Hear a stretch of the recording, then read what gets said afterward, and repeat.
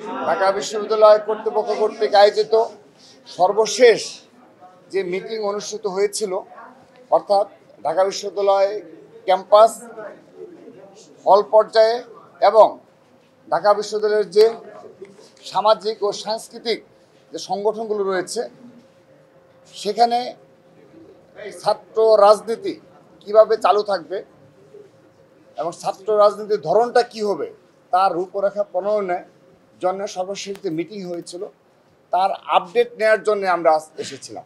আমরা সময় নিয়েছি স্যারের কাছ থেকে, কারণ আমাদের ডাকসু নিয়ে উদ্যোগীকতা রয়েছে। আমরা ডাকসু বিষয়ে ছাত্রদল পজিটিভ মানসিকতা নিয়ে এগিয়ে যাচ্ছি এবং আমরা এত মবের শিকার হয়েছি এবং সোশ্যাল মিডিয়ায় ঢাকা বিশ্ববিদ্যালয়ের যে সমস্যাগুলো ক্রিয়েট হয়েছে এবং একটি গুপ্ত গোষ্ঠী যেভাবে প্রতিনিয়ত একটি পরিবেশ সৃষ্টি করেছে, তারপরও ছাত্রদল ডাকসু নির্বাচনে ইতিবাচকভাবে দ্রুততম সময়ে কীভাবে অংশগ্রহণ নিশ্চিত করা যায় আমরা সে বিষয়ে সচেতন রয়েছি। সেজন্যে আমরা সর্বশেষ যে মিটিং হয়েছে যে রূপরেখা প্রণয়নের জন্য আমরা আজকে আমাদের সম্মানিত বিসি স্যার সহ সর্বোচ্চ ফোরামের সাথে মিটিং করে আমরা জানতে চেয়েছি যে সেই রূপরেখার প্রণয়নের কী অবস্থায় রয়েছে। তো তারা আমাদেরকে অবহিত করেছেন যে তারা আজ একটি কমিটি ঘোষণা করছেন যে ছাত্র রাজনীতির ধরন প্রণয়নে, এটি রূপরেখা প্রণয়নে একটি কমিটি ঘোষণা করবেন কিছুক্ষণের মাঝে, তারা আমাদের অবহিত করেছেন।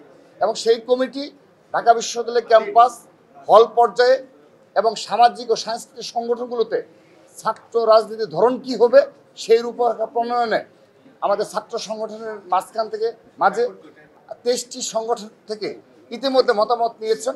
এখন তারা জেনারেল স্টুডেন্টদের কাছ থেকে মতামত নেবেন এবং আরও যারা অংশীদারিত্ব রয়েছে তাদের কাছে মতামত নিয়ে অতি দ্রুততম সময়ে এটি রূপরেখা প্রণয়ন করবেন বলে আমাদেরকে আশ্বস্ত করেছেন। আমরা আশ্বস্ত হয়েছি।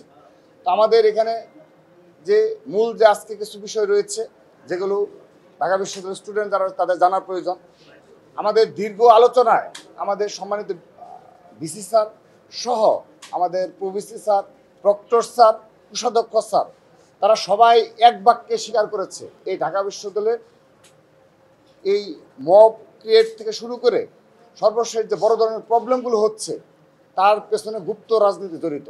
তারা এটি এক বাক্যে স্বীকার করেছে। শুধু তাই নয়, তারা এই গুপ্ত রাজনীতির সংজ্ঞাও নাকি নির্ধারণ করেছে। আমাদেরকে বিসি স্যার নিজে 5টি ক্রাইটেরিয়া বলেছেন, আমরা তিনটি বলতে পেরেছেন, আর দুটো হয়তো তিনি ভুলে গেছেন। তো তার মধ্যে অন্যতম যে ধরনটা আসবে সেটি হলো, যেটি আমরা ইতিমধ্যে জানতে পারলাম আজকে মিটিংয়ের মাধ্যমে, যে ঢাকা বিশ্ববিদ্যালয়ে আর কখনো কেউ কোনো ছাত্র সংগঠন যে তাদের যে প্রাথমিক সদস্যপদ পূরণ করে যে সদস্য থাকে তাদের সবাইকে ওপেন করে দিতে হবে যে আমার প্রাথমিক সদস্যপদ পূরণ করে এরা আমার সদস্য, আমার সংগঠনের, এটা ওপেন করতে হবে। তো এটি তারা আমাদেরকে জানিয়েছে, আমরা আশ্বস্ত হয়েছি। আমরা বিশ্বাস রাখছি যে তারা এখান থেকে পিছুপা হবে না। যদিও আমাদের মাঝে মধ্যে সন্দেহ উদ্বেগ হয়, আজকের মিটিংয়েও আমরা যেটা লক্ষ্য করেছি যে তারা গুপ্ত রাজনীতির কথা বলতে অনীহা এবং তারা এটা তাদের মাঝে একটা ভীতি কাজ করে। তো এটি নিয়েও খোলামেলা আলোচনা হয়েছে। তারা যেটি বলেছে, আমরা তাদের আমাদের প্রভিসি স্যার, প্রক্টর স্যার তারা নিজে কিছু স্ক্রিনশট দেখিয়েছে যে তারা যদি কখনো গুপ্ত রাজনীতি নিয়ে কথা বলে কিংবা এই আলোকে কিছু কাজ করতে যায় তাদের চরিত্র হরণ করা হয় এবং তাদের সামাজিক যোগাযোগ মাধ্যমে অনলাইন ব্যাশিং করা হয় তাদের আমাদের সম্মানিত শিক্ষকবৃন্দদের নিয়ে। তো তারা তাদের সে আফসোসের কথা তো আমাদের বললো। তো আমরা তাদেরকে আশ্বস্ত করেছি। তা আমরা সচেতন ছাত্র সংগঠন হিসাবে যেহেতু জুলাই আগস্ট গণ অভ্যুত্থানের যে চেতনা রয়েছে সেটি ধারণ করেই সকল ছাত্র সংগঠন ক্যাম্পাসে ছাত্র রাজনীতি করছে। তো সে কারণে তারা আমাদের আশ্বস্ত করেছে এই গুপ্ত রাজনীতি একটা বার রেখে তারা আগামীতে এই রূপরেখা প্রণয়ন করবে। তো সেজন্য আমরা আশ্বস্ত হয়েছি।